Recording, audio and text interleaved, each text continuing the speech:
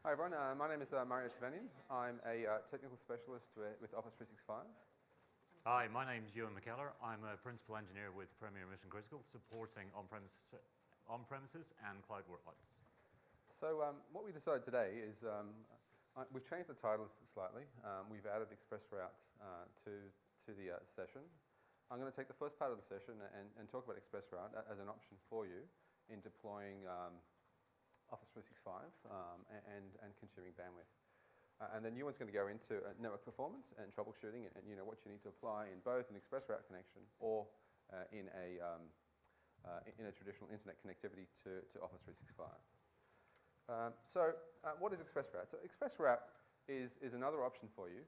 So traditionally, all services have been connected via the internet, and so all services have been consumed by the internet, right? And now we've got this connection where you can build an Azure ExpressRoute connection to Azure, and then you can also turn on Office 365 connectivity in addition to all the services within Azure, right? And so it's a premium network connection, and so it gives you an SLA as well as predictable performance. So you can manage the route to the 365 data center and the 365 services, right? And so you're not traversing the internet, you're not traversing other data centers and routers and connections, you're managing the connection, right? And so you have an agreement with a telco, which then provides you with some options. So I'll go through those in a minute. So in terms of what workloads we're supporting with ExpressRoute at the moment, so it's Exchange Online, SharePoint Online, it's OneDrive for Business, it's 365 Video, it's things mission critical, time critical things like Skype for Business, Office Online, as well as some other services. But you still need internet connectivity, right? So things like DNS, CDN lookups, CDN downloads for the Pro Plus client are still required. They aren't available over the ExpressRoute connection because DNS, you still need external connectivity. You can't do away with your internet connection, even if you do deploy ExpressRoute. So there are three different connection models, right? There's a customer who's co-located, and so you build that bridge over from the co-location to our ExpressRoute service. The second option is a point-to-point connection, where you don't have a connection into a colo, but you provision that, and then you turn on the routing to 365. The other one is an IP VPN connection, right? So you've got this MPLS network from Optus or Telstra, and then you provision a tail, if you like, into the Azure Express Cloud, and then you're able to turn on Office 365 services from there. And now there are two plans, or there are two types of plans. There's the unmetered plan, right? So all you can consume data, and then there's the metered data plan. So some scenarios. So the first scenario is, like I was saying, is you're in a colo.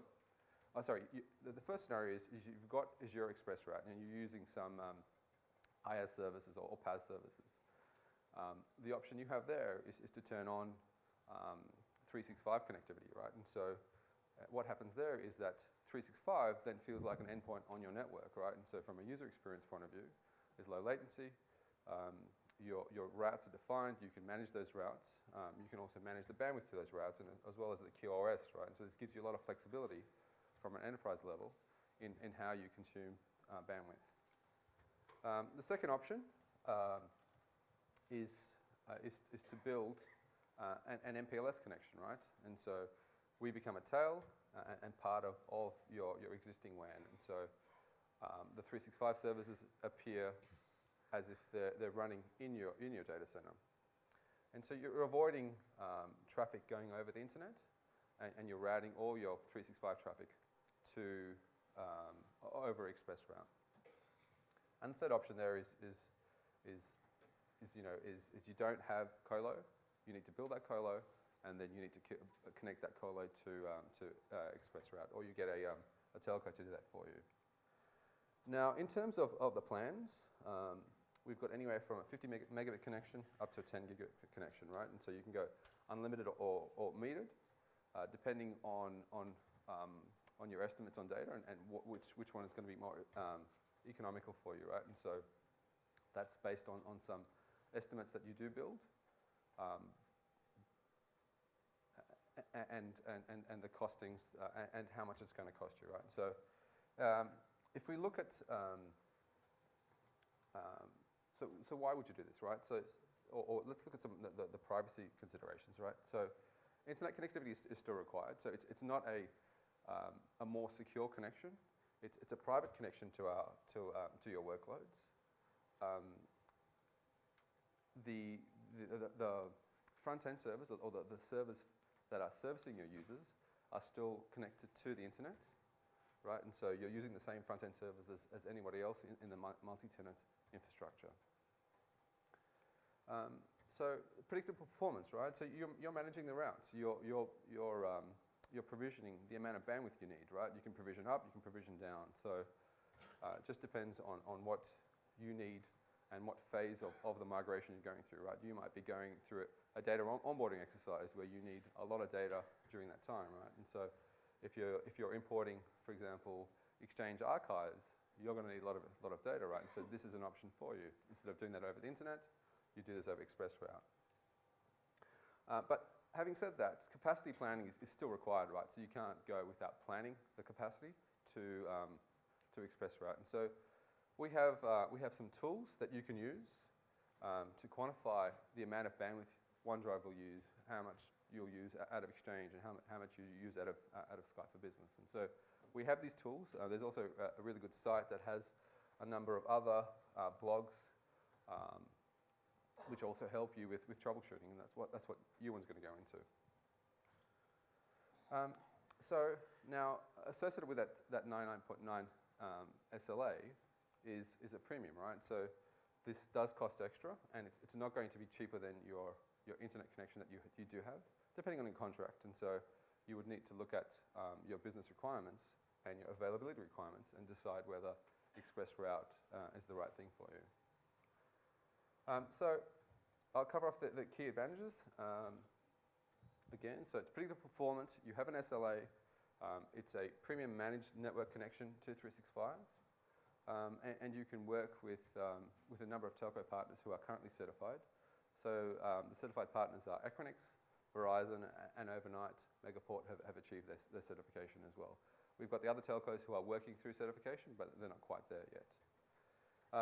So in terms of follow-ups, or there's plenty of content available. The best one to go to is aka.ms/ExpressRoute Office 365. There's a lot of content there, which then points you to other sites. But if you wanted to also look at pricing, that's available on the web, and you can look at the different options that you have, metered, unmetered, different speeds and locations. So that's it for me. I'm going to hand over to Ewan, where he's going to go through the troubleshooting components. That's great. Thanks very much, Mario. So just to get an idea of who's in the room from an Office 365 performance perspective, who of you currently have a pilot running for Office 365 and trying to figure out what performance looks like? Just by a show of hands. So quite a few. For those people who are having performance problems, things just aren't quite as fast as they should be. Yeah, just by a show of hands again. Excellent.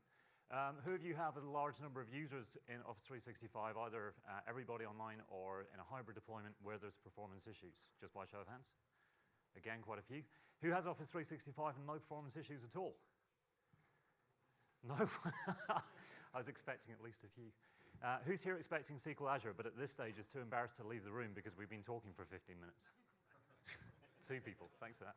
So welcome to my day job. This is what I do for a living part of the time, is figuring out who broke Outlook, or who broke Skype for Business, or who broke SharePoint. And I spend a lot of time on customer sites doing network traces and trace routes and things like that to figure out why performance is slow for Office 365 clients. We can start out from a premise of Office 365 is fast if everything is working. To quote one of my customers recently, if I tether on my phone, Office 365 is awesome, it just doesn't work very well in the corporate network. So clearly there's some things that they need to fix in their corporate network. And that's what I'm going to go through. There's a top 10 list which was part of the session description of things that we check for. I'll give you a link for a top 10 list at the end. I'll show you the things that we check for, and I'll show you the tools that we use to check for these things. But essentially, if it comes down to network problems, when you go to the network team, they typically say, there's nothing wrong with the network. It's first response. So we need to figure out what bad actually looks like from the perspective of your users. So to give you an example, recently I went to a customer who had a problem with Office 365 clients. Users were complaining that Outlook was slow. When we actually dived into what Outlook was slow meant, Outlook was fine most of the time. It's just when the users attach very large attachments from a file server somewhere that Outlook ran slowly. And the problem with that turned out to be a problem with the file server and nothing to do with Office 365. But the perception was that Office 365 was slow because Outlook was slow for that given scenario. So really try and get an understanding of what people mean when they say that things aren't working particularly well. So if you've got a pilot, did the pilot work well, and then once you were in production it didn't work so well? If you've got a pilot, what are the use cases and scenarios that people are going to go through? And really figure out what doesn't work, what does work. So for example, does SharePoint work okay? Does your ADFS authentication work okay? Is it Outlook that doesn't work? Is it Skype for Business that doesn't work? And then start to narrow down your troubleshooting methodology from there. You're also going to have to understand your network topology and bandwidth. This is something that we need to go and talk to the networking team for, and I have some questions for the networking team that you can use later on. And we have some tools to show them that it sometimes really can be the network. The first thing we need to look at is name resolution for Office 365. And this recently was the cause of slowness for at least one of my customers, where we had a look at the way clients were resolving the names to connect to Office 365, and we found a problem. So the three primary workloads that we'd look at: SharePoint Online, Skype for Business, and Exchange Online.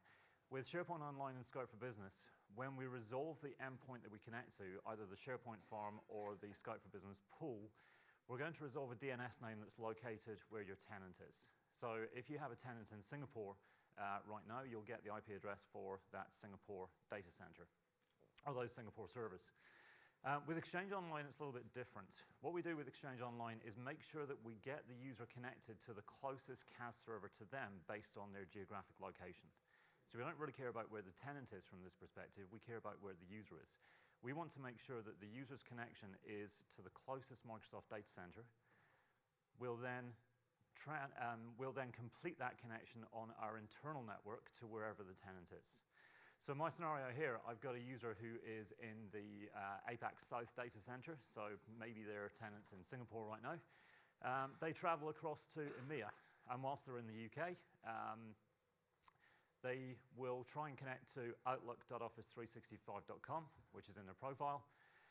Their internal DNS server will go out to our GeoDNS servers, and the GeoDNS server should give them the Outlook EMEA data center. The user will connect into the Outlook EMEA data center, which could be Dublin or Amsterdam, so they have a very short path between them and our data centers on the internet, and then we'll connect them directly through to the APAC South data centers. So their experience should be a lot better than if they ran over the public internet for the whole of that path. When you're looking at this from a troubleshooting perspective, or at least checking this, and this is something that you should check, you need to be doing NS lookups. And for a lot of this, I've given you the tool and also the output from the tool, so you can go back and try this at work sometimes. So over on the left-hand side, in pink, I've got the command nslookup outlook.office365.com. I did this a couple of days ago from home, and it resolved successfully to outlook-au.office365.com. So that means my Outlook client will be connecting directly into either the New South Wales or Victorian data centers, and then I will be traversing the Microsoft internal network to connect up to the Singapore tenant. So I'll get a good, fast, predictable experience. If I was to go directly to the APAC South data center from Australia, then I'm at the mercy of the speed of the internet and whatever traffic is going over that and whatever routes we have going over that. So those are all the IP addresses that we have in Australia. You can see at the bottom of the slide that we've got the various aliases of LB, Geo, Office 365, and so on. So you should see that. Recently I did an Office 365 network assessment for a customer, and their DNS server was going out to the intranet to resolve it from an ISP's DNS server. And the ISP's DNS server was sometimes not in Australia. And it was sometimes resolving to North America. So that meant their users were going from Australia to the North American data center across the public internet, and they were getting massive latency. As a result of that, the Outlook performance was really, really poor. And it wasn't anything to do with Office 365 or Outlook, it was literally just their DNS configuration. So by correcting the DNS configuration so that the DNS server resolved to a local data center, we should be able to see much better performance with Outlook. For SharePoint, we can do an NS lookup to microsoft.sharepoint.com, and that will give us the server that you connect to for your SharePoint site.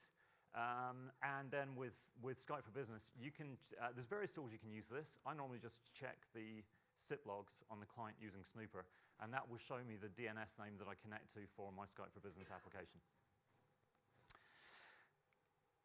So, something else I'm interested in when I'm looking at this is how fast DNS is. It's cool that DNS got me to the closest data center, but I need to get to the closest data center quickly. From an Outlook perspective. From a SharePoint perspective, I really care about the performance of DNS, because when I connect to a SharePoint site, I will probably connect to the Office 365 data center in APAC South, or wherever my tenant's located, but I'm also going to connect out to various CDNs to retrieve content, all of which will require DNS lookups. So if my DNS lookups are slow because my DNS server is slow, then I'm going to have poor SharePoint performance. I'm going to have poor logon experience for Outlook. I'm going to have poor logon experience for Skype for Business. So we really care about the speed of the DNS response time. So what I've got here is just some output from a network monitoring tool. I use Message Analyzer, and this tool shows me in green I've got the DNS and DNS request and then the DNS response for my Microsoft.SharePoint.com DNS name. What I'm then interested in is the text in blue, and that's the time that it took for that response to come through. And I can see I made a mistake when I edited this. It looks like it took a really, really long time for that process to come back. I'll just take you into a tool and show you what this looks like, which is here. Okay. So this is Microsoft Message Analyzer. Who of you are familiar with Netmon? Yeah. Do you know Netmon's an archive tool now? We have Message Analyzer, which is better, bigger, faster, more. So this is Message Analyzer. It's pretty easy. I created a trace earlier on today whilst I was waiting to come into this presentation. And this is just a trace of me literally starting up Outlook, connecting to Office 365, and then I stop the trace. And so when I want to look at my DNS time, I literally just come in here and apply a filter of DNS. When I apply that filter, I will see all of my DNS query requests and responses. And you can see here, for example, I connected out to outlook.office365.com when I started my client. Whoops. Outlook.office365.com. So what I'm interested in having a look at is the query that the client sent out, so that's my request, and then the response that the server sent back. And if I have a look at this response, I should see, just to double check what I was talking about for GeoDNS, whoops. I should see that I've got my Outlook AU inside this packet. That's great. Screen resolution is really helping here. Okay, all right. So what I really care about for this demo is the time difference between the request and the response. So if I have a look at this took place at 9:57 this morning, 37 seconds, 804 milliseconds, and then I got the response back in 861 milliseconds. So that's a difference of about 60 odd milliseconds. So that's pretty fast. We'd ideally want it to be under 100 milliseconds. Under 100 milliseconds would be your kind of gold standard for a DNS response time. However, think about this. If the DNS server is on the same LAN as the users, or they have a really good connection to the data center when the DNS server is, how fast would you expect that DNS server to respond? It's not unrealistic to see 1 millisecond, 2 millisecond response times in production environments for DNS names, which will massively speed up your logon. What you can do to make this process easier is add in an additional column. And if I search over here for my additional columns, Other network monitoring tools will do this, but we can bring in the time delta, and the time delta will show me the difference between those two packets. So I can see this actually took 57 milliseconds as opposed to 60.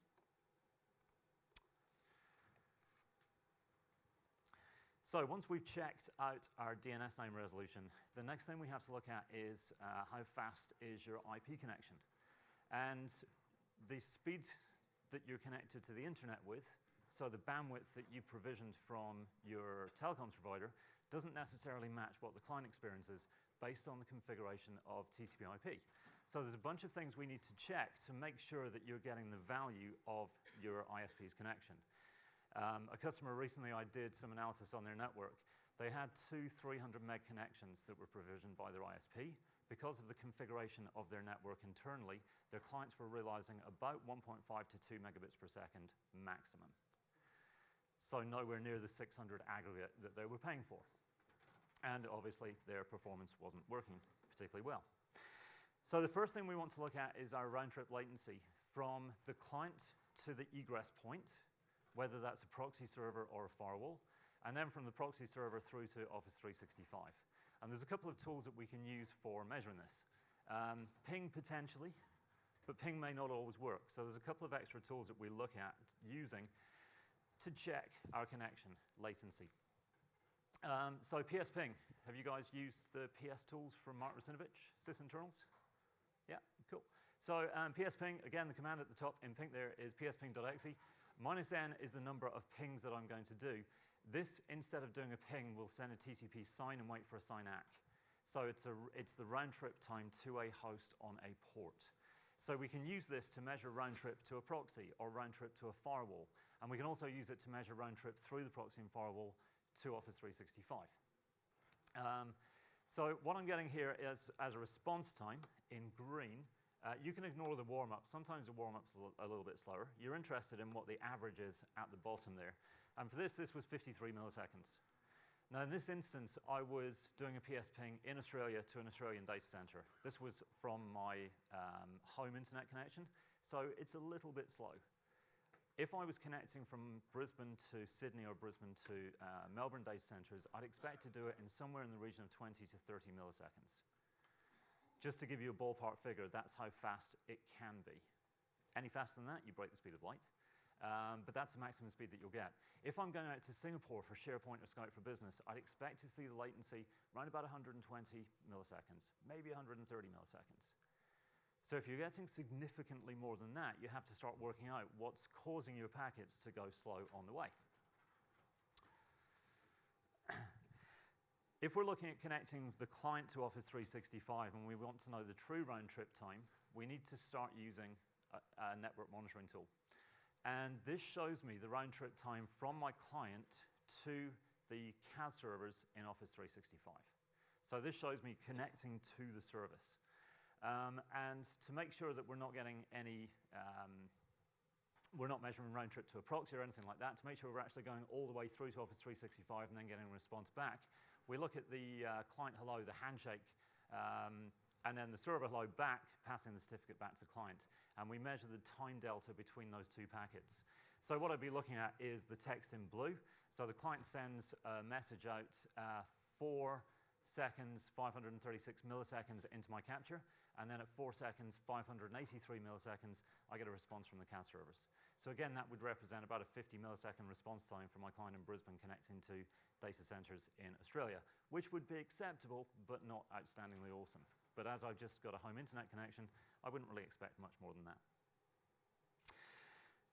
Something else we need to check is TCP window scaling. This has a massive impact on how fast clients are. This has an impact so large that you will probably look at the data that I'm going to show you in a second and think, yeah, that can't be true. It really makes a significant difference to throughput. TCP window scaling is essentially a flow control mechanism in TCP/IP that allows two hosts to say, you can send me a small chunk of data, and then you have to wait before I send you back a response. And this flow control mechanism is to make sure that I don't just throw a ton of data onto the network and flood it. Now, back in the day when TCP/IP was being developed, that TCP window was 64K.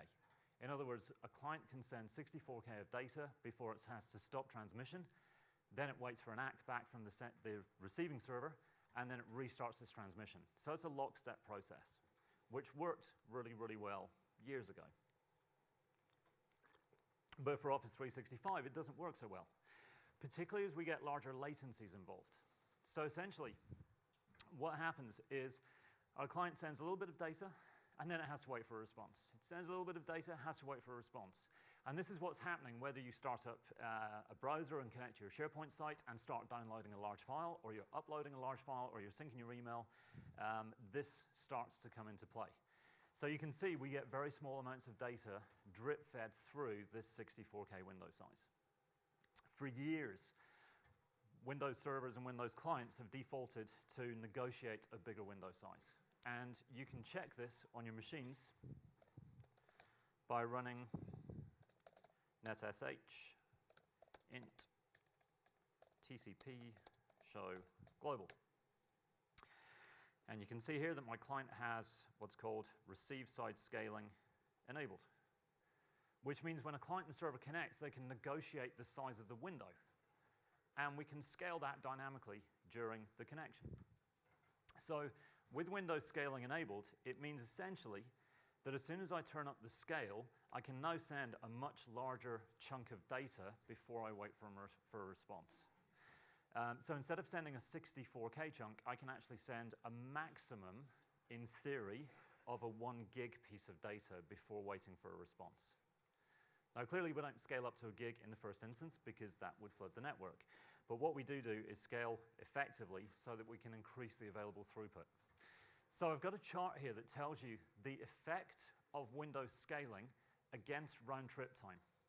So the impact of Windows scaling is it reduces the effective throughput of your clients.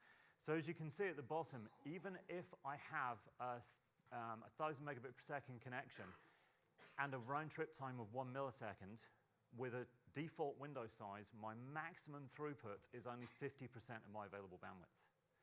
And as we start to go up to 100 milliseconds, which is marginally less than it will take you to get to the APAC South data centers from Australia, you can see we've got down to 5 megabits per second. And if you start going up to about 120, 130 milliseconds, that'll start getting you down to 3 or 4 megabits per second.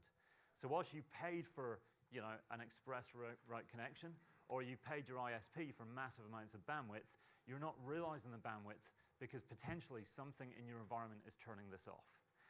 And that something is either going to be a proxy or a firewall. Now, in your environment, it may not be turning it off, but you need to check. You need to understand if it is there. Now, to give you a very realistic view of what this looks like, on the left-hand side, we have a file download from an Australian data center to EMEA, and that took 507 seconds for the file download to complete with TCP window scaling switched off. With TCP window scaling switched on, it took 21 seconds. That's a bit I said that was unbelievable, but it's true. So it's a really important thing to consider. It has a big effect on your available throughput. The way that you check this is inside your networking tool. So what I'm going to do is remove that filter.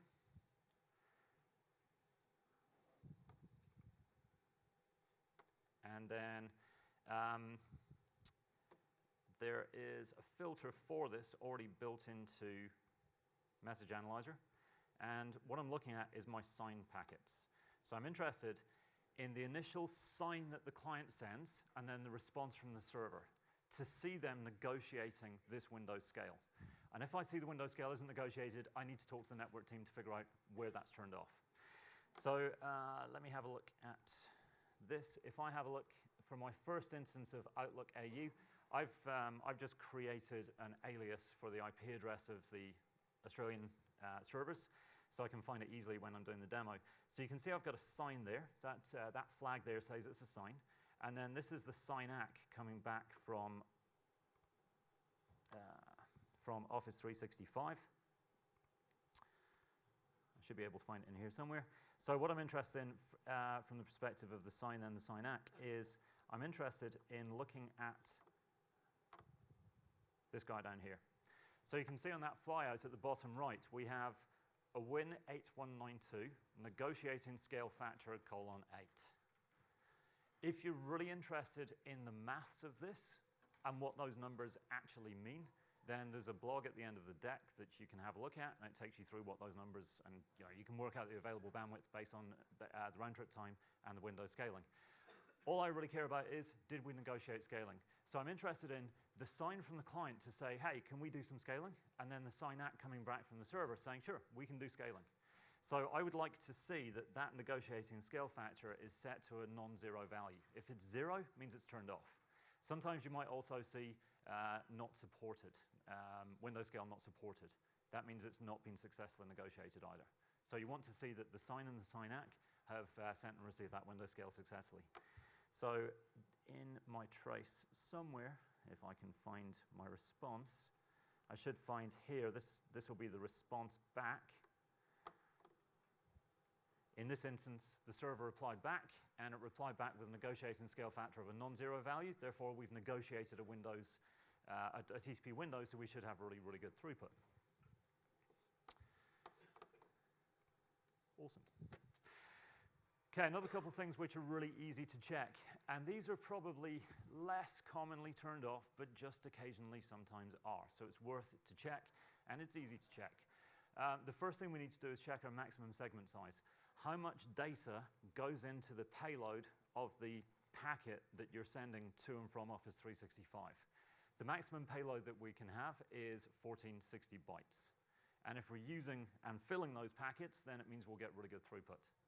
If for some reason something on the network is reducing that maximum segment size, because historically they had a product that required a smaller maximum segment size, and nobody thought to change it because it wasn't causing any problems that they were aware of, you'll see a smaller number here. And that number should not be less than 1460. If it starts to go down to 700, 800, it means that you're sending half-size packets. So you're going to have to send many more packets for the same data throughput. SAC permitted is about selective acknowledgements. With TCP/IP, we send a stream of packets, we wait for a response. We send another stream of packets, we wait for a response.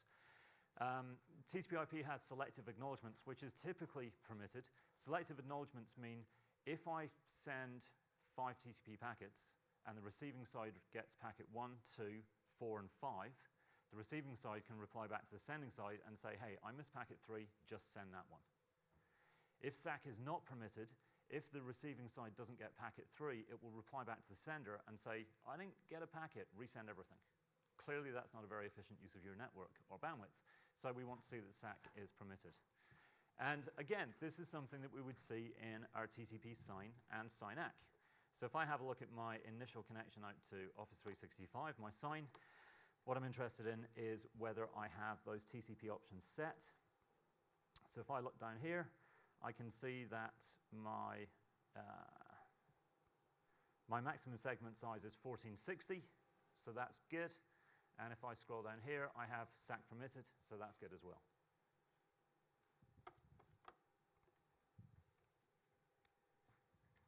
So, what about network devices? It's never the network, ever, until it is. And this is how you prove it, which is great. So the kind of network devices that can get in the way, typically proxies and firewalls. For those of you with Office 365, who of you are bypassing the proxy for all Office 365 addresses? By show of hands? Cool. Who are not? Who's going through a proxy server? For those of you going through a proxy server, keep your hand up if you have a performance problem. Quite a few of you. Go figure. So we recommend that you bypass the proxy for Office 365 endpoints for a very good reason. There's no value in having a proxy for Office 365. Proxies are there to do things like security, content filtering, tracking who's connected to what. People will connect to Office 365 and they will download stuff off SharePoint sites and they'll send and receive mail. We know that. There's no point in running that through a proxy. It just slows stuff down. So questions for the network team would be, where is the egress point? Where are users physically connecting to the Office 365 service? For example, if you have an environment where you have a central internet egress point in Australia, and that covers users who are in across Asia, so they come across from Asia to Australia to connect out to the internet, then that means when they start up Outlook, they will resolve DNS and connect out to the internet in Australia. So they'll connect from Asia to Australia to the Australian data centers to connect back to Singapore, which seems slightly crazy because you'll get significant latency with that. So think about where your internet egress point is and think about how much time it takes for clients to get to the service. Check what NAT devices are there, check what firewalls are there, and you can start to use things like PSPing to see how much time is taken up to get through those devices. Also think about your ISP and how they route traffic. We have occasionally found that ISPs at times have not had the most optimal route. For example, a customer who found that their packets on the east coast of Australia were routing over to the west coast of Australia before routing back to the east coast of Australia before routing up to Singapore. And they wondered why things were slow. A case I worked with a customer recently, we had 250 milliseconds of latency to the APAC South data centers. We eventually traced it down to one segment inside an ISP in Singapore. That was about 120, 130 milliseconds of latency, which pretty much accounted for all the latency we were looking for. So clearly you want to be running trace routes, traceroute. So traceroute outlook.office365.com or tenantname.sharepoint.com or your link pool or Skype for Business pool. You'll get back this kind of output. This is from my home machine the other day. 192.168.1.1, and then I connected out to IINet, and then IINet bounced it around Brisbane a couple times before sending it down to Sydney. Then it went into a carrier neutral facility in Sydney, and then it went straight into our network. So the blue bits is my ISP. Then we get the carrier neutral facility in purple. As soon as you hit the network.msn.net, you're inside of our network. So that should be a really fast connection to the service.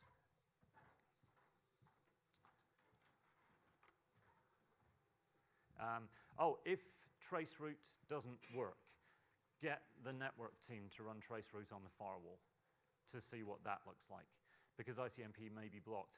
Also, if traceroute doesn't work, there's a utility that Guy has written, which is great. And this guy is called TraceTCP. Have any of you guys used this? No? Okay, tracetcp.exe. Search for it online. It's a free download. And it essentially does a traceroute, but at the application level. So what I can do is I can do a traceroute to outlook.office365.com. In fact, let's go all the way to Singapore. Outlook-APAC, south.office365.com. So that'll take me up to Asia. And I can specify what port I want to run this traceroute on. So if I let that run away in the background, that should start to tell me all of the routes that I take to get there. So I did actually do this beforehand. I had the results in a window. Then I thought, Ewan, man up. Just do a live demo with the tool.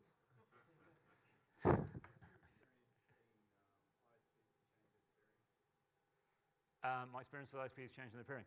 I've had an instance where that's happened because of a problem connecting to Office 365. So I'm aware of that happening. But it's a conversation you have to have with your ISPs.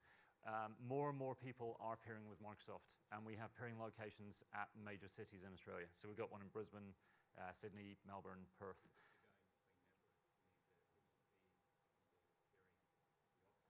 Yes. I don't get involved in that. I point out the problems and let people figure it out from there. But that's something you'd have to work with your ISP with. So for those of you guys with proxies, if you have a proxy, that's kind of okay unless you have proxy authentication, because proxy authentication just makes stuff slow, particularly with SharePoint because you're connecting out to lots of different places, particularly with Outlook because, well, we'll come to that. So with proxy authentication, our client will try and connect to the proxy server. The proxy server will then send a request off to Active Directory, which its AD may be in a different domain to the user's domain, which means we then have to send a request off to some other Active Directory, which might mean a DNS lookup, which means that server has to take some time to process that authentication request. That authentication request eventually makes it back to the proxy server. Are you bored waiting for your Outlook client hanging at this point? Sure. And then eventually we'll connect through to Office 365. So proxy authentication is cool for general web traffic. For Office 365, not a very good thing. And you can test for this pretty easily with a network trace.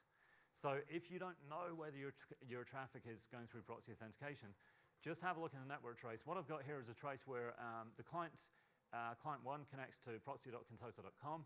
It sends out a connect request to outlook.office365.com. In the second packet, the proxy replies back with proxy authentication required. In this instance, the client replies back with an NTLM, NTLM authentication. Again, we get a proxy challenge. We get some more NTLM authentication, so we get a couple packets flying back and forth. We then have to wait for some time for the proxy server to actually go to AD to authenticate you. Then we get let through. And that whole process, you can see the time in green at the top started at 27 seconds and 107 milliseconds into the trace.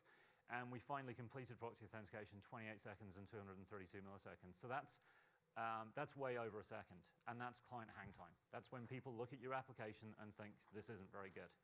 So it's an unnecessary time expense for you. Something else you need to check is TCP idle timeout. TCP idle timeout is one of those things that I see pretty much every customer I go to. Who of you have users in Office 365 who have complained that switching between their primary mailbox and somebody else's mailbox sometimes gets slow? Yeah, cool.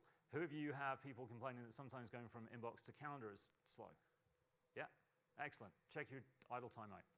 Pretty much guarantee you've got an issue there. So TCP idle timeout is the amount of time that any device between your client and Office 365 will let a connection go into an idle state. Now, for something like SharePoint, we probably won't have idle connections. With SharePoint, with web services, we connect out, we download something, we move on. With Outlook, we'll spend potentially a lot of time with idle connections, particularly to delegate mailboxes. So what we need to do is, what happens is if the client goes idle, so for example, if I fire up Outlook and I connect to my primary mailbox and somebody else's mailbox, the connection to my primary mailbox may remain active because I'm sending and receiving email. The connection to the delegate's mailbox may not remain active. It'll just, Outlook effectively goes to sleep in that connection, which is cool because Windows has a 2-hour default timeout. So every 2 hours, Windows will send a TCP packet to the service to say, this connection is still alive. The problem for us is that firewalls typically have something like a 3 or a 5 minute idle timeout.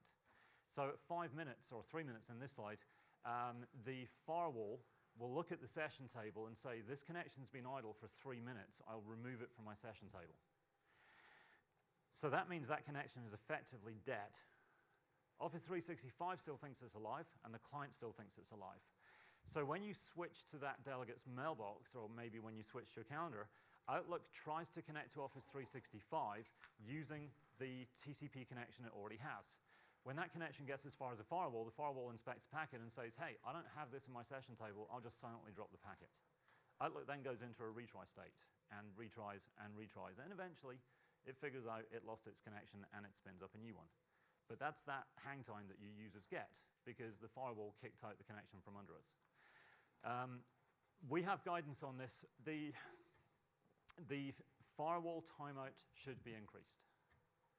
There's very little impact on that, but check with the networking team. You can also reduce the Windows client timeout. So you can tell Windows to send a TCP keep alive more often. So in this instance where the firewall team might agree to like maybe a 1 hour timeout, you can set the Windows timeout to maybe 45 minutes. And that means every 45 minutes we'll send a keep alive packet and we'll refresh that connection so it stays in the session table on the firewall.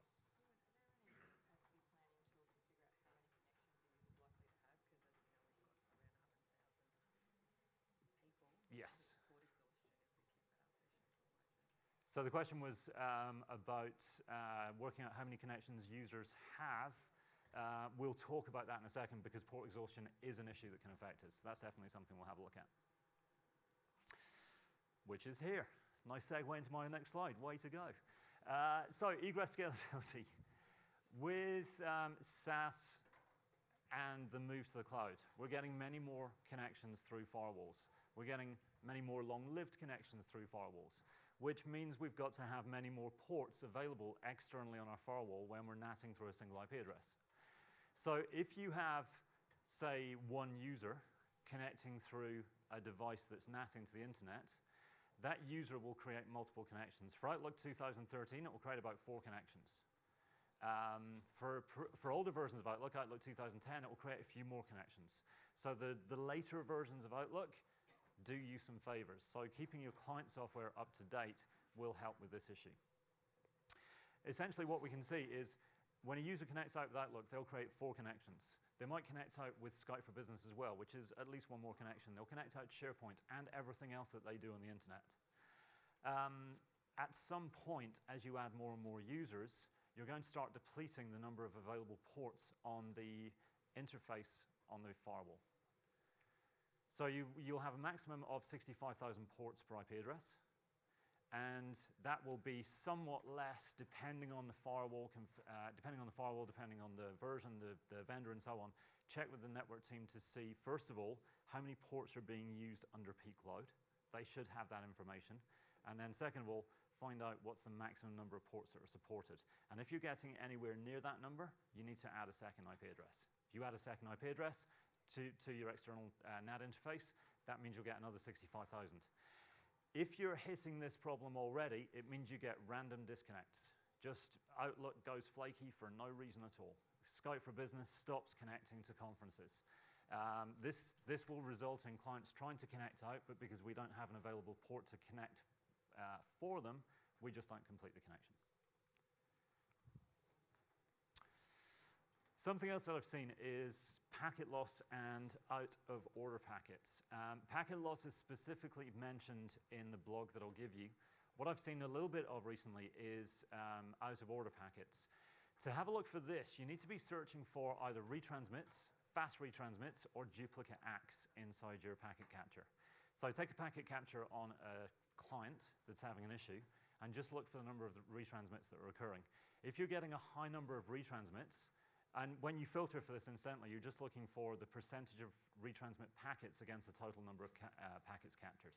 So if you have 100,000 packets captured for Outlook and you've got 20 retransmits, who cares? But if it's above 1%, then you should start investigating where that packet loss is occurring. Significantly over 1%, like 3%, yep, that's a problem. Definitely you need to figure out what device or what segment is causing that packet loss and fix it. So that's the retransmits.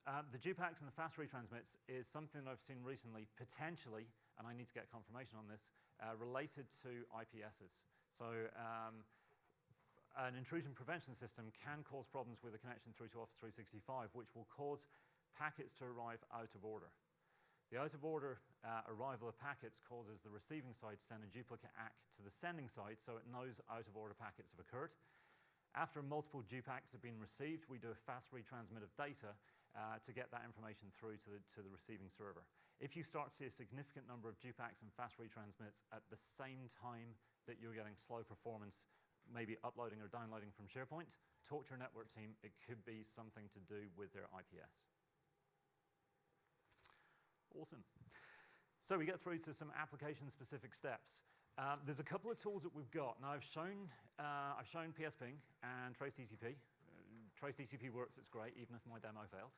And I've shown you Message Analyzer. Wireshark, Netmon, whatever is your tool of choice you can use. But there's some additional tools that we've got that are going to be useful to help you get your head around this, understand it, and test for connectivity issues. The first one, and this isn't really a connectivity tool, this analyzes the configuration of the Office install on your desktop. I would say this would be the first place that you go when you have a problem with Office 365 connectivity. You want to make sure that your SOE is good before you start going to the network team telling them that their firewall sucks. So this will go through and it will give you configuration issues with Outlook, but it will also look for Skype for Business and Word and Excel. So if you have any of these applications, this free download will tell you if there's any issues. And incidentally, this scan was from my MSIT laptop, my Surface, a few days ago. So I actually have some homework to do to clean up my own install of Outlook. We've also got the Office 365 Client Performance Analyzer.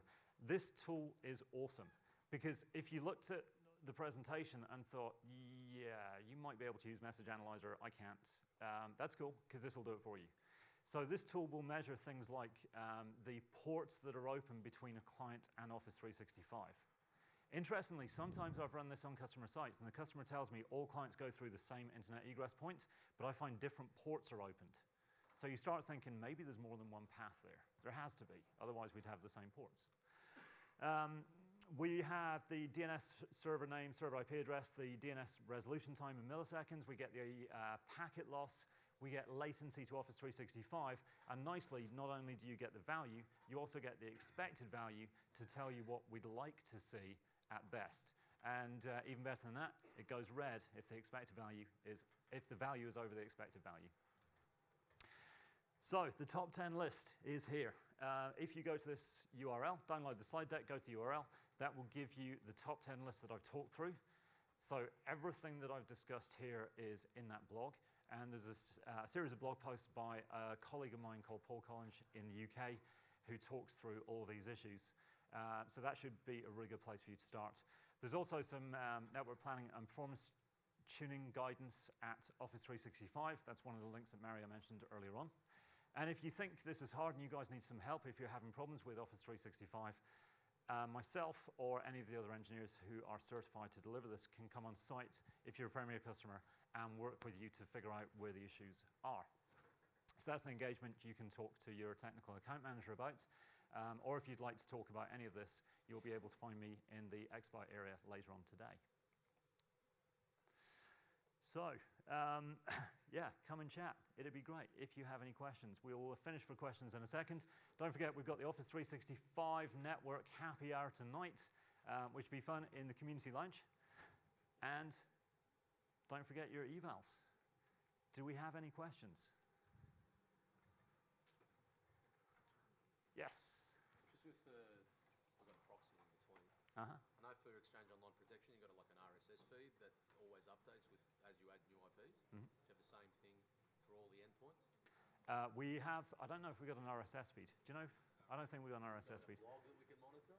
We just check every month to make sure we got all the Exchange Online Protection IPs bypassed from our proxy. Yeah, so for everyone else in the room, the question was, do we have an RSS feed that gives you a list of all of the IP addresses that you need to bypass for your proxy? We have an article online that gives you the URLs and the IP addresses. It's a big list, but it is kept up to date. Yes, it's very long.